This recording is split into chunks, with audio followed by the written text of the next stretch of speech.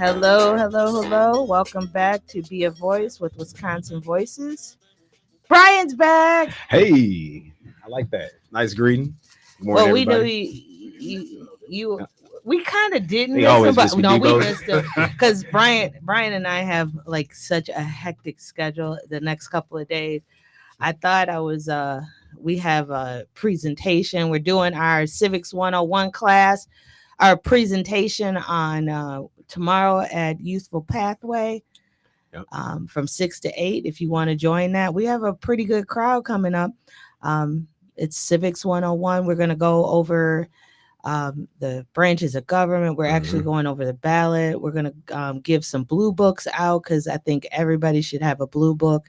These are the new blue books to know everything they need to know about Wisconsin and also be able to dive into the Constitution, our state constitutions in there. There's so much stuff in there that is informational and stuff that you need to know. Tamika, Yeah. real quick before you get off the blue book, can you know for our viewers and our listeners, what exactly is the blue book from your point of view? What is that? I don't know. You don't know? No. Just, the state of Wisconsin puts out a blue book every 2 years, and it has anything and everything you want to know about the history. Well, the state and the history.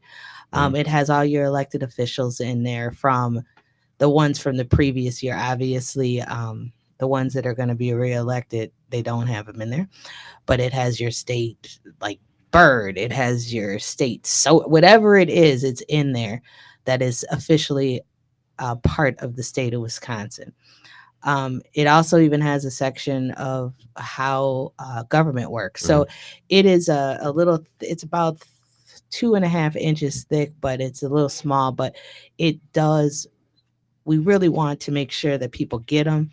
You can get them from your assembly reps or your Senate reps. And it is something that comes out every 2 years. Most of the stuff stays the same except for who is elected and who's not, but it's a valuable piece of information. And I think kids should have one just to look up where the history of their city and their state, making sure that they're educated on their state. Be proud of your state. Ooh, my glass is dirty. I can't even see Brian, y'all. So too bright, man. To continue our we're kind of continuing on about our interviewing and making sure that we talk to candidates.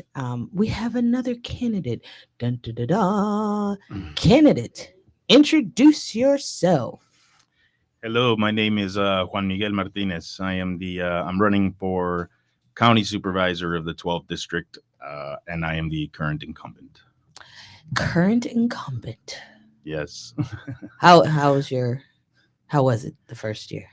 A very big learning experience for me, I will say. I've been a labor organizer for a long time. I've been a freelance journalist as well, covering all kinds of things all over the south and north side of Milwaukee.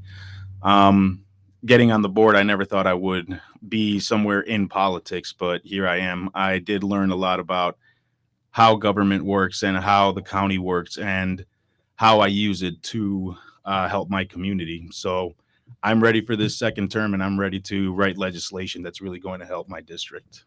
So I have to ask this question because I ask it of everybody. What does this county supervisor do?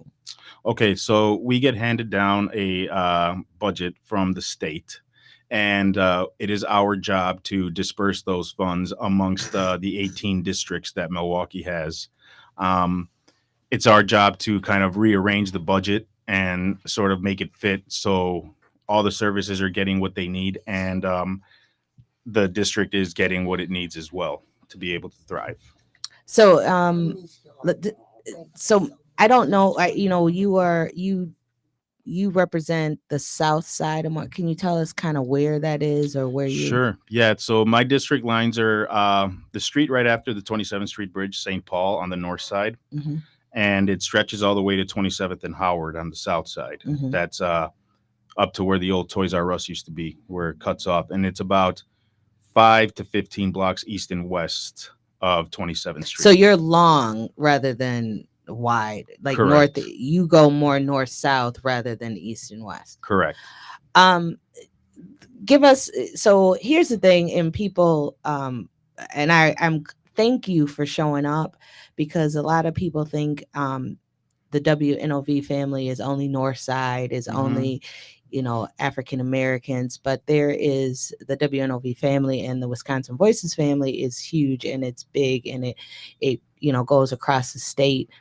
And because it's, as Latoya, who just got back, and we'll talk about her in a minute, but just we're glad that you didn't just take the and say, oh no, this is a a radio show. Nobody's gonna, none of my constituency is going to hear. But just having support, you never know, who's listening and who likes your ideas, and they might, hey, I like him, I'm gonna send him a check, or I'm gonna support him, or maybe I'll have my supervisor help him with something. So you never know. And thank you for coming, because it seems like some of the other there was a couple of Southside people who actually showed up, and I wanted to thank them. Tell a little bit about yourself, your background, because we kind of want to know about you. Like, where'd you grow up? What did you do before you became a county supervisor? Sure. Thank you. And let me just tell you, if it was an only North Side thing and it's only African American folk, that would not be a problem for me. I grew up on the North Side, actually.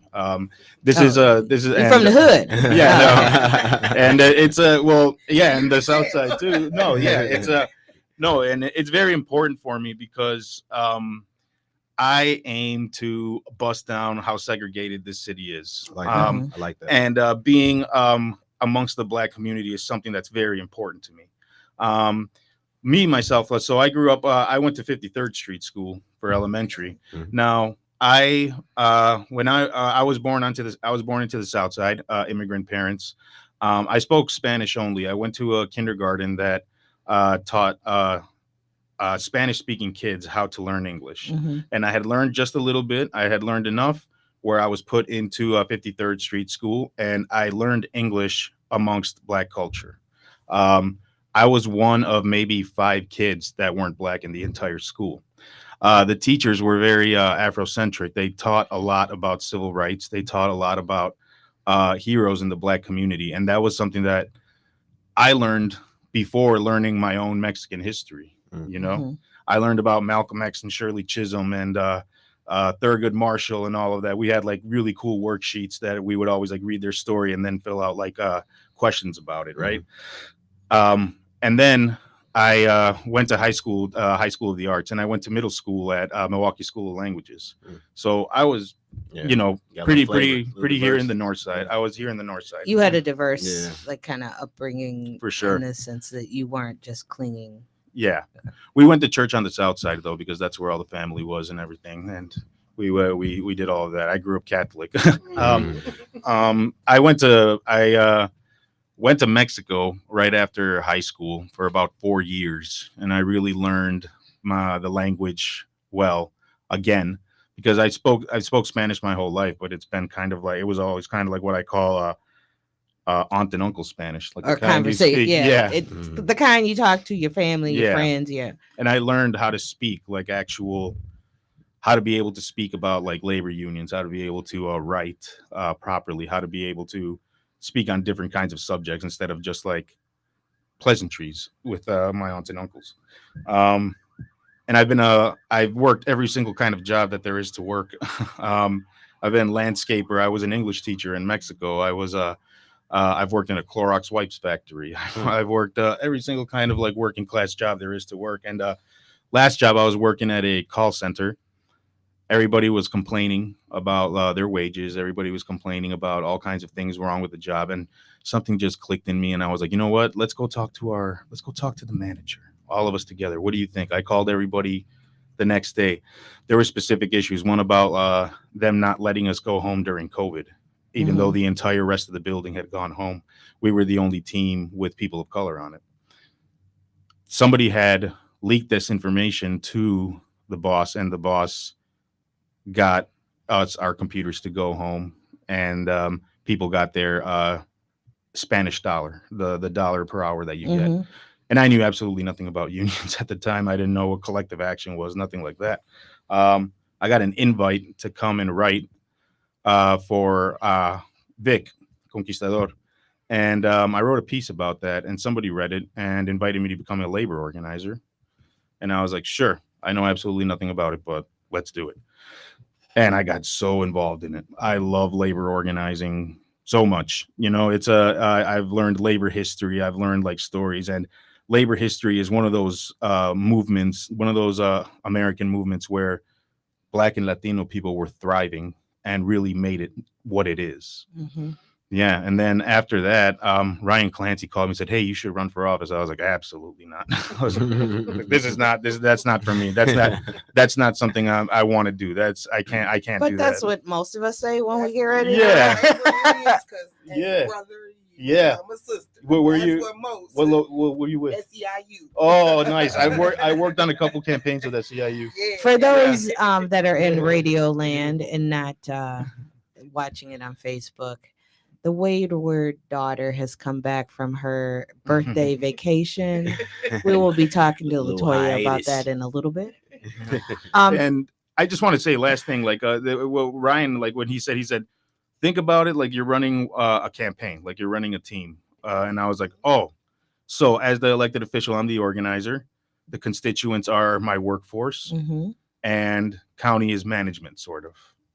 Sure, And that's yeah. how I ran. And then I was like, I got it. And I started running the campaign. Like the workers are telling me what to do. The constituents are telling me what to do. And I'm making sure that they get what they need in order to be able to thrive, much like in a workplace. That's some deep. And Debo's all in his. He's in his thoughts now. He just sitting there.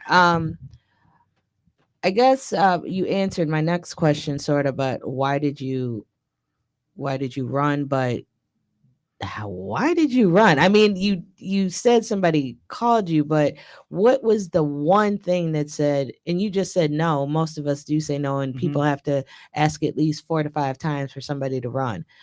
What was that one thing that just clicked it, and you said, "All right, I'm doing this, even if this, Yeah. who knows how I'm going to do it." But It was the labor union thing. It was like I say, I was so in love with labor and the labor movement and organizing. And I had already been doing some organizing. I'd been working with food banks. I had been working with cleanups. And I said, oh, I can do this and get actual like supplies and get actual resources from the county to be able to do it. So it'll be what I'm doing right now, but on a bigger scale. You know what I Okay. mean? And that's what really made me want to run, because I have one of the most underserved districts in the county. Mhm. You know, Mitchell Park, Clark Square Park, that whole area. That's where I live, and that's where I've lived for the last 15 years. Prior to that, I've lived all over the South Side and North Side. But seeing that I was able to make some kind of change and I was able to push for something like that is what really made me want to do something. I can really help to make this neighborhood better. 414-444-5250 if you have a question for Juan Miguel. We have one of our partners, Emilio De Torre, Oh yeah, calls I love in, and Emilio. we always have to have him say his name. So can you say your name so so the audience hears your name and your Spanish accent?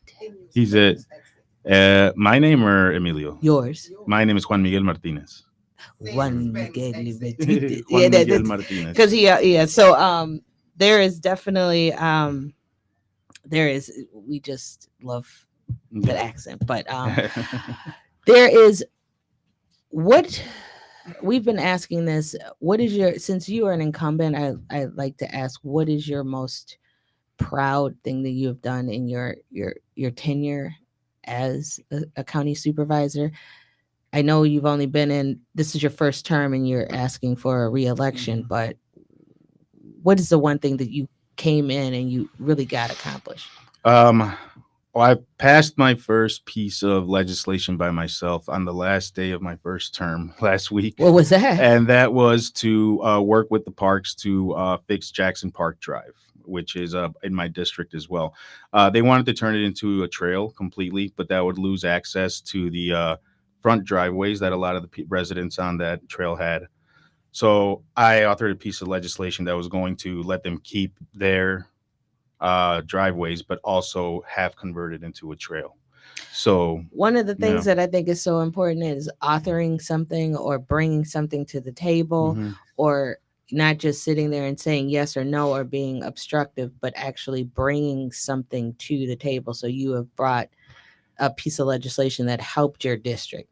Um, what are, I guess I'll ask, what are the, in your next term, if you are chosen, what is your next three, like one or two things that you really want to work on?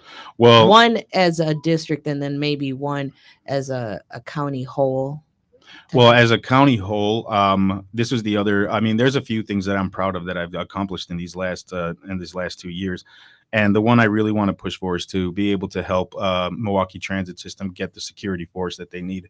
The operators or the ATU Local 998. I've worked with them a lot, extensively. I created a task force to put together something, a recommendation that's going to get security on the buses for the operators.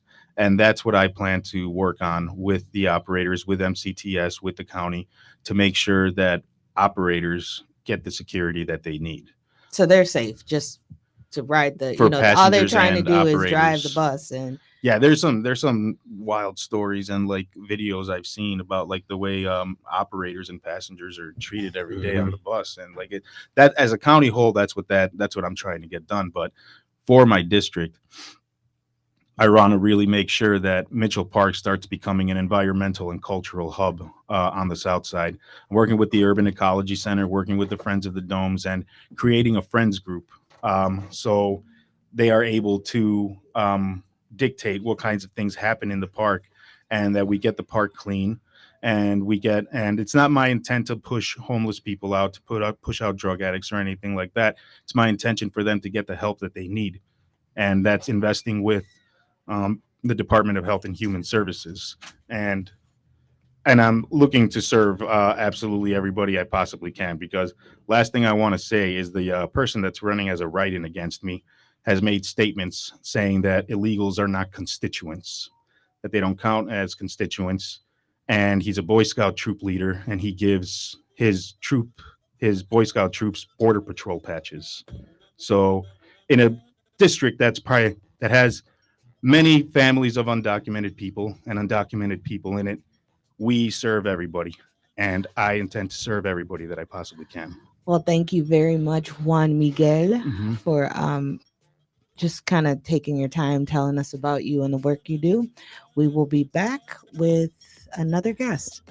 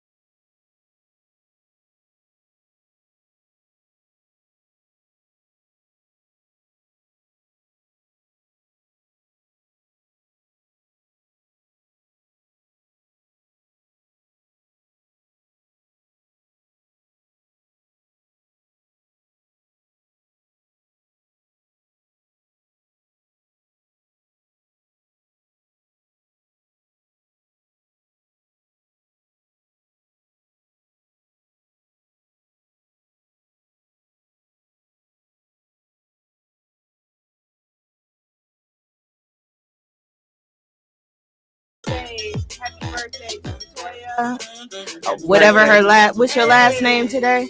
Michigan. Latoya Michigan. She back. She's back on the air now. She had a birthday weekend, so happy birthday. Thank you. You look good for 23. You know. Brian missed you. He was so sick that he missed you so much that he called in sick yesterday. And you know Brian don't. Right. I think Brian know has Brian. taken 2 6 days. Last time was that COVID when I was. Yeah, I think he's looking taken like I 2 or was- 3 sick days This in my a little year and a brother half. right here. He sent me where I was for my vacation. I enjoyed myself. I was just telling him, like, yeah, little bro, that was a good lookout. So now we're going to continue our series, and we have we got a bunch. She's a candidate for 4 different seats, I believe. Right. Introduce yourself. How you all doing? My name is Aisha Griffin. You gotta go up to the mic, baby girl. All right, appreciate it. My name is Aisha Griffin. I'm running for mayor, county executive, and alderperson for District 3 and 15. So just to explain that, she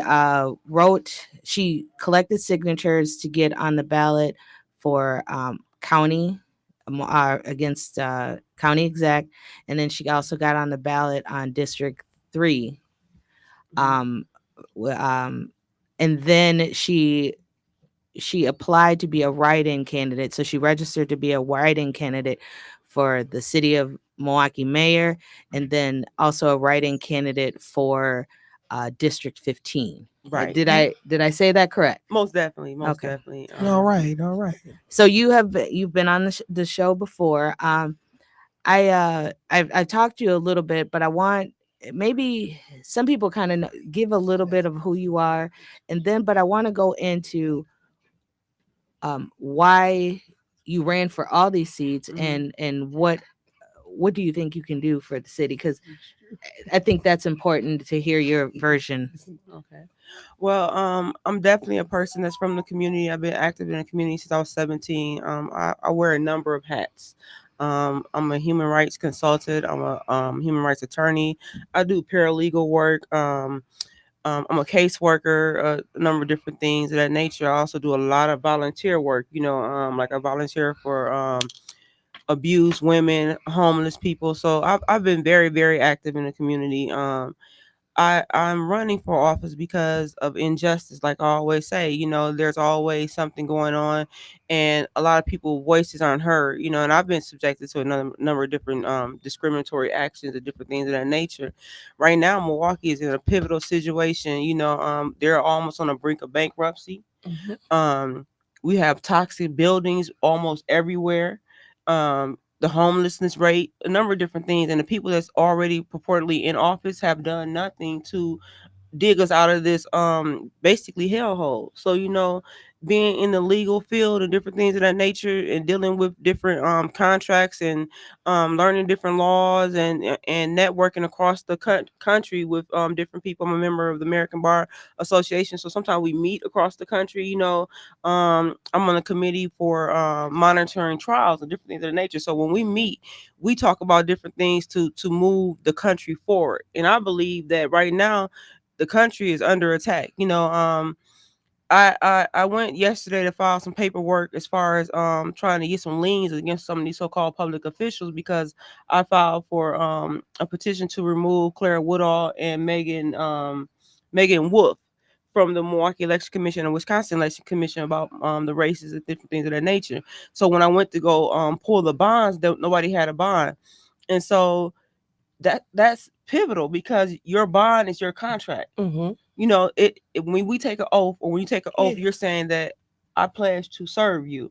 This is your seat. And so because they didn't have a bond, now I got to go find where their property is and put liens on their property to force to find out the bonds and different things of nature, because they violated my right. Right. And so I'm representing the people, in full.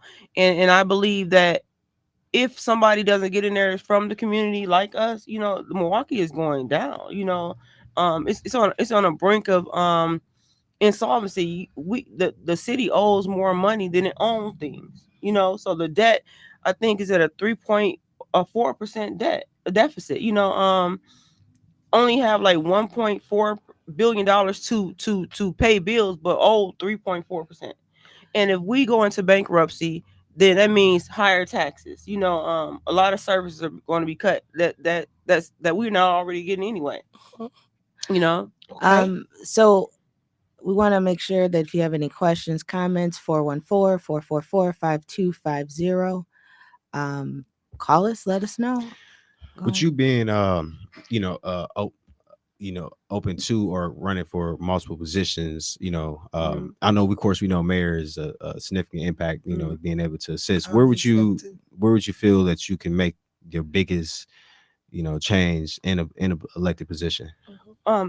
Zero tolerance for discrimination, including everybody in it. I want to have if I'm elected and there's no rigging and different in nature, I want to have a citizen-centered government where we include the government. Like, that's why I emphasize on the fact it's your seat. So everything is supposed to center around the needs of the people.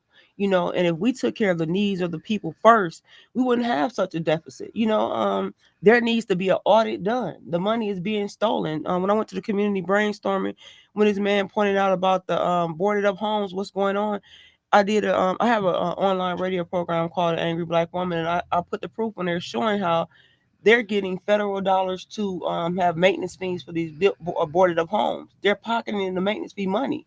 So those boarded up homes, you're getting federal grants to fix them up for people. They're not doing that.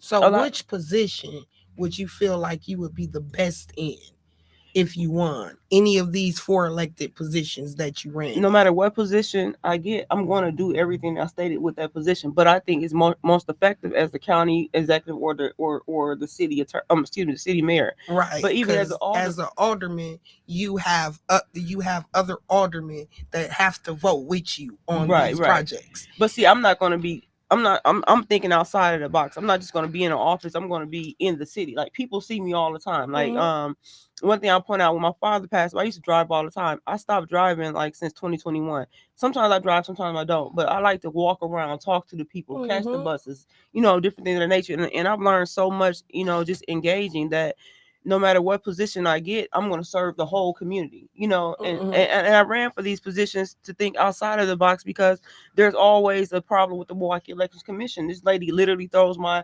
nomination papers out. She's done a lot of illegal things when those times allegedly. Now I get what you're saying. I'm not saying I agree with what you're saying. I understand how. But if you look things up, I've done affidavits, and I testified under penalty of perjury. So, and no one's refuted it. So by law, I'm saying that you can look at anything. I'm saying it's not just conjecture or anything. Oh no, we're just trying to cover our budget. Oh, okay. We got a caller. Yeah. Caller? Yes. Caller? Go ahead. Hi, how are you? Good morning still. Good morning. Good morning. You have run for office quite a bit, and I'm wondering, have you ever considered working in a legislative office at any type, doing constituent relations work or anything along those lines, even if if you're not successful? I'm open to it, but I've been working on my own business, and I have a lot of work going on behind the scenes. I'm running, trying to make a difference, but in my personal life, I've been trying to get this business off the ground, where I want to open the first and only global human rights consultant firm dedicated to the pro se litigant. And I've had clients on famous levels to homeless people.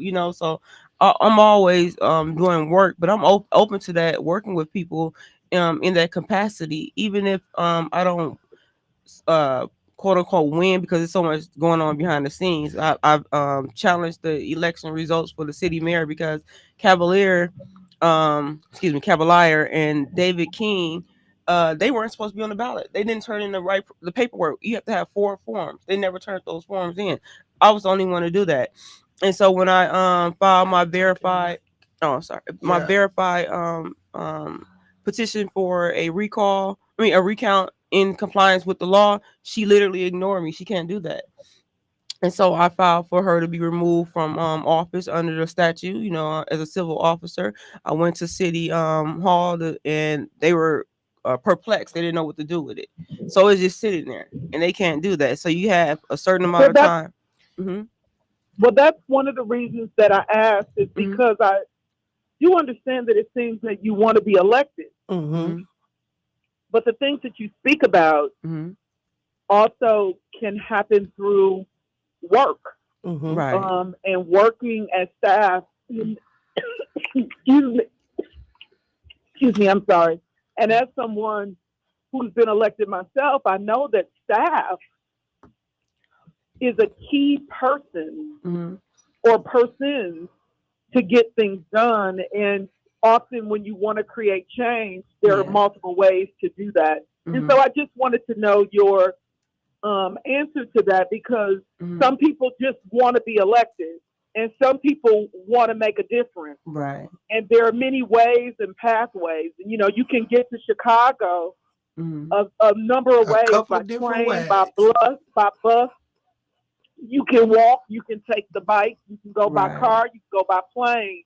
The question is, what is the destination that you're trying to get to? And if it's to create change for the betterment of the community, then I would just encourage you, although, you know, you probably have some people who might not, you know, be willing to hire you. There are so many positions within government that could use people who are passionate civil servants to do the work. Right. And so I just don't want you to forget that piece. I appreciate you. Thank that you so voice much. sounds real familiar. And thank you, by the way, for coming to my courtroom as one of my first visitors that came to my courtroom to visit.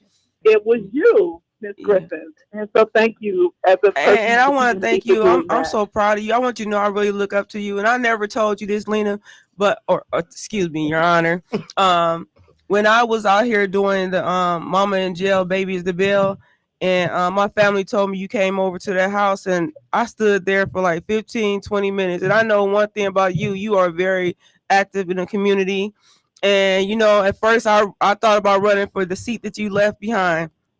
Because, you know, when I first met you, you know, I was kind of shocked. I was kind of starstruck, but we kind of like hit it off a little funny way because, you know, I was more adamant. We was over there in front of that barber shop. Yes. But I've always looked up to you, and I don't know if you noticed, but our paths have crossed. A lot of my family members know you from growing up, and they always Lena, like me and you hang together, but we don't. You know, I have to constantly tell them I don't know, I don't engage with you like that, but I look up to you, and I'm very proud of you. And I was so emotional when you were appointed because you broke a chain, you know, and I personally feel like you won that election. But I believe things going behind the scenes, and I will really, really campaign for you. I've stated that I've never ever campaigned for anybody. I've had people who ran for office ask me to get signatures because I get signatures and I would turn them down, you know. But it's something about Lena Taylor with this seat, you know. She real. You get signatures like a beast out here. Yeah. And I'm proud of you, and I hope that you hold that seat as long as possible, you know, and you breaking the chain is opening the door for me and others behind me and those that came before us. And I really applaud you. Well, I want to thank you for that. That it means a lot for the people in the community and people who care and are passionate to say such kind words. So thank you so much. But hey, Lena, on the side note, that's a Lena, on the side, you honor. One last thing. I just want to say, but don't forget what I spoke about, because I think that's a really important piece. And yes, ma'am, Ms. Tiller. Your Honor, on the side note, we need to have a drink for my birthday. Oh, Lord. We do not condone alcohol on this show. We're all grown here. We do not condone any such things on this show. I'm on break. We need a drink for my birthday, girlfriend. Happy birthday to you, girl. Thank you, boo. So as we kind of close out, I really want to we do hear the passion that you are talking. Tell them why they should vote for you. Because I believe I'm the real change, you know, and a lot of people are running for an income. I'm running for the outcome. You know, like I always say, I don't ask for money, you know, and I always give.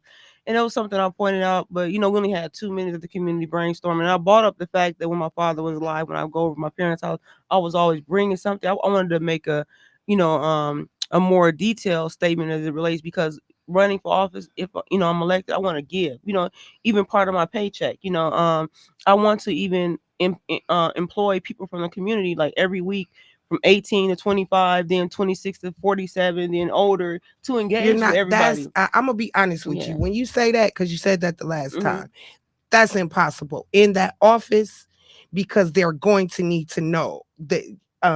That would scare me. Oh, it's like a temp service, right? like, it's like that mobile. would scare me No, it's as like a resident or constituent of this community. No, like, she's gonna hire job. somebody that don't actually know what they doing. No. You know, it's a public seat. That people think that you got to have so much going on. I want to train people about their rights. So it would be like a. That's why I want you to get more in detail, because people have talked to me about that when they heard you say that.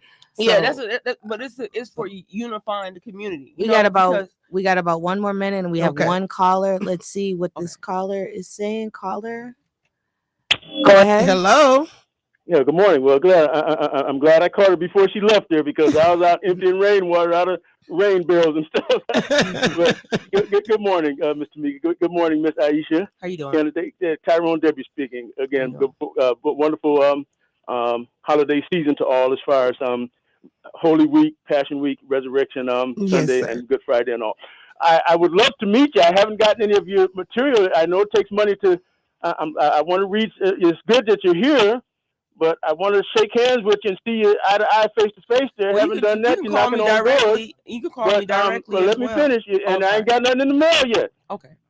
Yeah, so I'll let you wind up. I'll listen to you over the air, but yeah, I ain't got nothing yet. You ain't knocked on my door yet. Okay, so I'm waiting on you. I'm waiting on you. Where you at? You can contact me directly. I've been out here campaigning, and I'm definitely gonna be grinding these this past week. This coming up that we're in. My direct number is 414-239-2112, and I want to emphasize that too fast. You gotta say that slow. 414-239-2112.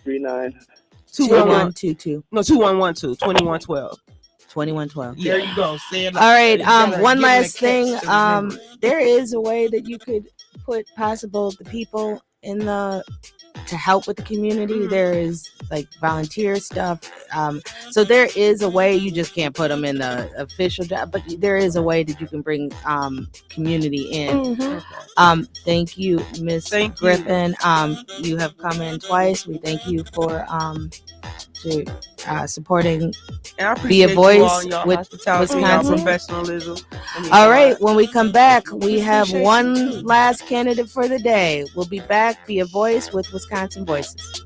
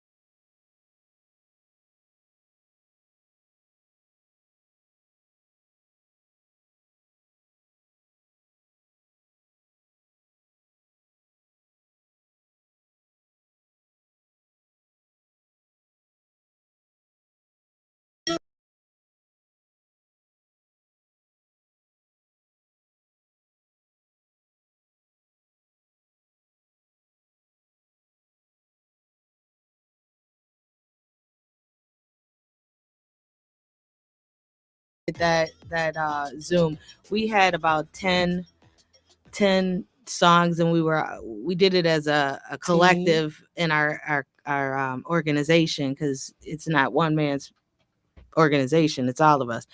And we were listening, we had a big meeting, and we had to listen to all these things, and we're just like, which one do we take? We voting, and some of them were really bad, and hey, you remember some how Tamika was like, all right, which one? All right, here's 2, here's 3, and here's 4. Let's go back through. She's ready to wrap it up so quick. And I'm like, what was 2? Well, I'm trying to look. I am one of those people who want to take care of business. Here, listen to these 10. Who doesn't like any of them? Like, and then we cut it down. Now, who likes this one? Who likes that one? So then we had the audio issues. That was funny. So we just, we do have a good time over at Wisconsin Voices. We try to collaborate. Let's shout out to the people who are not here. That we have our co-executive director, Tim Schindler. Nicole, who is our managing director of operations. We do have Chi Vang he's our communications director. Our data and field director, Angelique Rogers, and Joe Dre, who is our pilot. Dre. He'll be back on Friday. But he's taking vacation. They always leaving me, but that's Joe Dre. But let's continue our series on trying to get to know the candidates on the ballot. And candidate, introduce yourself. Afternoon, everyone. Good morning, everyone. Evan Goyke. I currently work as a state representative on the north side and west side neighborhoods in the 18th Assembly District. And next week, a week from today, April 2nd, I'm a candidate for city attorney citywide. We're one of only a couple of cities in Wisconsin that elect our city attorney, but that's the way we've been doing it since 1846. That's the way we're going to do it on April 2nd, and I'm one of the candidates for that office. So I'm going to ask you the question. I always ask the question, what does the city attorney do? Yeah, that's about half of the campaign this year, is really just educating folks on the importance of the office. Full service law firm, 36 lawyers, 4 deputies. We do 52 different areas of legal representation for the city of Milwaukee. Some that you would see that you may, that are really visible, like defending the city in litigation. So if you are hit by a garbage truck, you could sue the city. Some really prominent civil rights cases against the police department. The city attorney office defends the city's interests there. We staff municipal court, so we're the prosecutors of municipal court downtown. And then we do a whole host of things that is a little bit harder to see. Anything that involves deals that involved land that the city owns or finances through a tax district.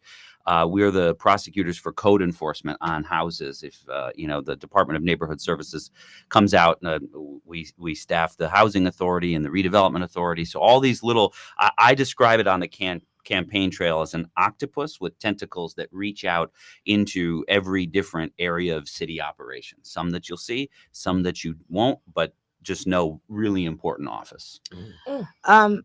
Always go back to can't assume people actually know you. So give us a little bit about who you are as Evan. Yeah, no, I never assumed that.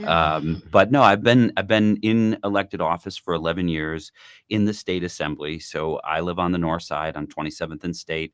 One of the disadvantages of working in the legislature is I have to drive out of Milwaukee. I have to leave home to go to work. And so sometimes I think we need to improve communicating what's happening day to day in the Capitol so that people really understand what we do. I came to Milwaukee in 2006 to go to Marquette Law School. I graduated in 2009.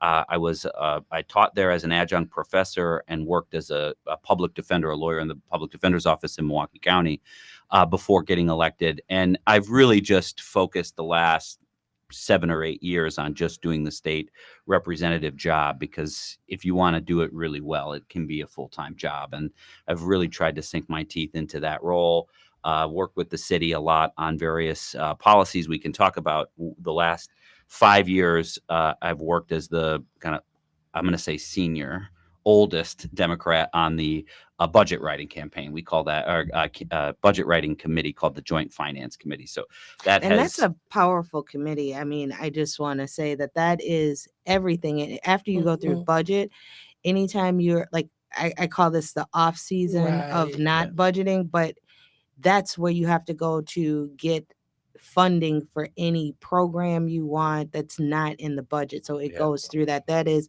everything goes to joint finance. Right. It's kind of a weird setup in Wisconsin, but the way that the structure was created long before any of us were around is that this one committee, 16 people, has a lot of power, and the state's budget is about $50 billion a year.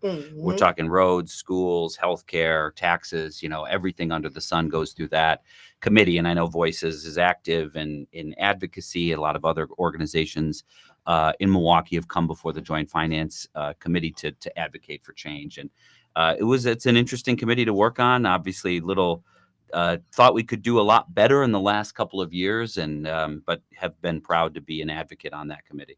You do a lot of, I know one of the things that you held dearly to your heart was like reform when it came to the incarceration and like just policing reform as a whole. I know you've worked hard on expungement. Yeah, it's near and dear to my heart. Obviously, in a moment ago, I talked about my background as a public defender, and that job really, fundamentally changed my life and who I am and what I want to prioritize. And I wish I were more successful over the years. We still have so much work to do to make the justice system more effective and more equitable. There is a little good news. Tomorrow, we go to Madison for a bill signing. A couple of guys that are really active in the reentry landscape. We work together on a bill that we're going to create the first of its kind, what we're calling a reentry center. It's kind of, the concept is that there's no wrong door, so that folks, when they come home, 95+% of individuals that go into the prison system are coming home. And so this bill and some money that was appropriated in the budget will be set aside to create a center funded like with a nonprofit, not a government building that's only open from 9 to 4:30 or that's only downtown and inaccessible, but in the community, this reentry center where somebody who's coming home can walk in and get any kind of services that they need, which is much needed. You have plenty of people that go in, serve 2, 3, 4, 5 years and be out of connection with their family members. Right. And so I know a lot about this bill. I actually, with Expo and a lot of the organizations that we work with, we were proud that it got passed, where people getting out of prison, they can actually have a center that they can go to. Because before this, people would walk out that door and you're asking them to be at a parole officer, you're asking them to do things, and they have no resources at that point. Monday, check in with your PO. Tuesday, go get your driver's license. Wednesday, there's a housing thing to help get. And do you have a job by Monday? Yeah, exactly. And you don't have no resources. Put a lot of pressure on you. It's so hard. And then as an advocate and as a family member, a community member, imagine being able to have that business card of that center to say, just here you go. Here you go. And some of those groups going to help you. Right. And some of those groups that you mentioned, and some others are going to be there to have people that have walked the path, yes. That really can talk to them. I mean, look at me. I'm this preppy white guy that, I'm a lawyer in the system, but we all human. No, we got feelings. but I've never had that experience, and having people kind of I didn't either. Right. I'm this preppy black girl. I ain't never had that experience. Right. And so it's good. I think it will fundamentally change how people come home in Milwaukee. It's been a really cool project to work on, and it got done. It's getting signed tomorrow. It's a great. I'm leaving the legislature. I'm done. This is my final term, and so it's a great way to end on some success. Well, great. We have something in common, don't we? I think we have a lot in common. No, we only have the one important thing in common. One important thing. Our wedding anniversary. Same day. Really? October 29th. Yes. It's a good day to get married. Yes, it is. It is a good day to get married. You We're still rolling. Right? We're still in. We're still going. I'm almost 20 years now. deep. Whatever. You got, Let's go. 7, 8. You got 7, 9. 8. Sorry. I got 27 years. God bless my husband. So 27 years. So, going back to the seat that you were vying for. Right. What made you say, I've done this, because you seem to be pretty successful in the assembly. What made you say, besides the drive, to me, it's really about being able to have more tangible impact for the time that I give and serve. The legislative process is slow, it can be beautiful in that, but it is hard to come home after grinding for months or years on a project and not be able to see, like, I'm excited to be hands-on in Milwaukee more, to be able to say the community came forward with this issue, say it's a blighted home or a bad landlord or some issue, and then be able to work on it and be able to say that right there, I did that, we made that better. And after 11 years in Madison, I'm excited to have a little bit more kind of closer to the solutions and closer to the execution of public policy. You have a background. You're not from Milwaukee, because I think you're from. Yeah, I was born in Neenah, Oshkosh, then grew up mostly in Madison, went to college in Minnesota, and then came here, like I said, in 2006 to go to law school. But it seems like once you have rooted here. Yeah, I'm not leaving. This place is awesome. There's only one real city in Milwaukee. Actually, that one of our head organizers for SEIU, Peter Rickman. Peter Rickman is a Neenah from guy. Neenah. Yes, he took us to Neenah. We know this. Oh, you did?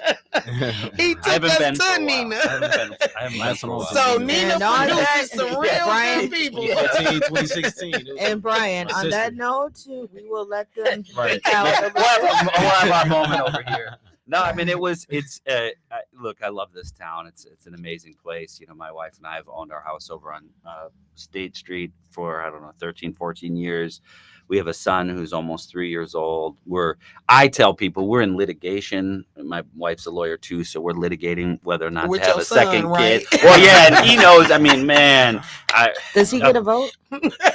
Yes, I mean, he is an effective. Oh, they litigating with him right now. He's almost 3. I mean, this morning, he got whatever he was asking for. He was effective. But yeah, this is home. I don't want to leave. It's a beautiful place, and I'm really excited to take on the role when elected on April 2nd.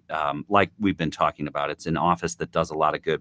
The moment I fell in love with the city attorney's office about 10 years ago, working with assistant city attorneys in my area on the southeast corner of 27th and Kilbourne, there was a hot dog stand, Judy's Red Hot hot dog stand that went empty, and then eventually a tobacco shop opened up, and all they sold was blunts and vape and cigarettes and whatnot. And the owner operated it in a way and actually conducted some illegal activity himself there, where it was an opportunity for crime. It became a place where police were responding once or twice a day, and it just created a lot of chaos, opportunity crimes, right? And so the neighborhood got together to try to address it, and the assistant city attorneys were at the table, went to court to try to use the tools that existed to shut it down. They found this loophole in state law because they sold tobacco and not potato chips or alcohol. The city didn't have the power to hold them accountable, and ultimately we worked together to change state law. But the point of the story is I watched these lawyers listening to residents come forward with this, quality of life issue in the neighborhood. They listened, they were creative in their attempt to address it. And I just think that it's a great way to use my legal education and training.